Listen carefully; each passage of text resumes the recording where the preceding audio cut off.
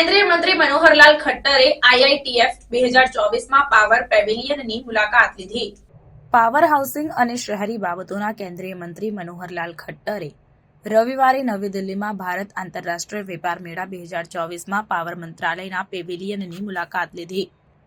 Power સચિવ પંકજ અગ્રવાલ અને power sector સીપીએસઈના અધિકારીઓની સાથે આ મુલાકાતે ભારતના ઉર્જા અને ઇન્ફ્રાસ્ટ્રક્ચર લેન્ડસ્કેપને પરિવર્તિત કરવા માટે સરકારના સતત પ્રયત્નોને હાઇલાઇટ કર્યા।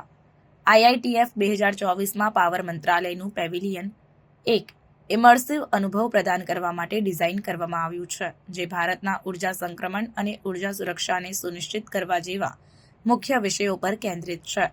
પેવેલિયનમાં virtual reality games, interactive LED globe, quiz panels અને ટચ સ્ક્રીન ઓએલઈડી ડિસ્પ્લે સહિતની અદ્યતન ઇન્ટરેક્ટિવ ટેકનોલોજી છે, જે મુલાકાતીઓના અનુભવને સમૃદ્ધ બનાવવા માટે ડિઝાઇન કરવામાં આવી છે। મંત્રીએ તેમની મુલાકાત દરમિયાન મંત્રાલયના વિકસિત ભારત એટ 2024 માટેના દૃષ્ટિકોણને દર્શાવતી વિવિધ પ્રદર્શનોની તપાસ કરી। પાવર મંત્રાલય હેઠળના ભાગ લેનારા સીપીએસઈ એ લીલા ઉર્જા, નેટ ઝીરો ઉત્સર્જન લક્ષ્ય અને જીવનની સરળતાને વધારવા માટેની તેમની પહેલને હાઇલાઇટ કરી।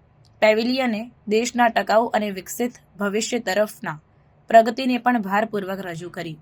પાવર મંત્રાલયના પેવેલિયન ઉપરાંત મંત્રીએ એનટીપીસીના પેવેલિયનની મુલાકાત લીધી, જેમાં એનટીપીસીનું નવીન પર્યાવરણ મિત્ર અને સસ્તું હાઉસિંગ સોલ્યુશન સુખ ઇકો હાઉસ રજૂ કર્યું।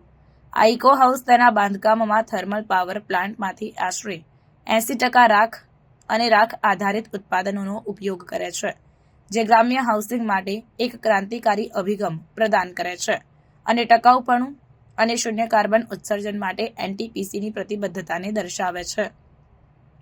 આ મુલાકાતે લીલા ઉર્જા અને ટકાઉ વિકાસને પ્રોત્સાહન આપવા માટે સરકારની પ્રતિબદ્ધતાને રેખાંકિત કરી।